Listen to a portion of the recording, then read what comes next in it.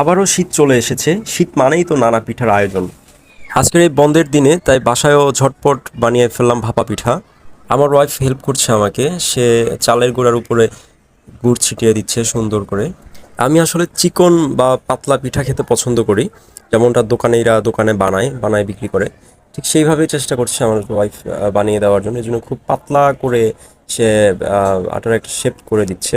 এদিকে চুলার পানি গরম হয়ে গিয়েছে, চুলায় পিঠাটা দিয়ে দিয়েছি। আমি চেষ্টা করছি ঢাকনাটা হাত দিয়ে ওঠানোর, কিন্তু এটা এত পরিমাণ তাপ হয়েছে যে আমার হাতে ফুট লেগে গেছে। এই জন্য ভাজি কাটা দিয়ে উঠিয়ে আমি এটা সুন্দর করে নেটটা পেঁচিয়ে ঢাকনা দিয়ে ঢেকে দিচ্ছি। এখন একটু অপেক্ষা করতে হবে আমাদের।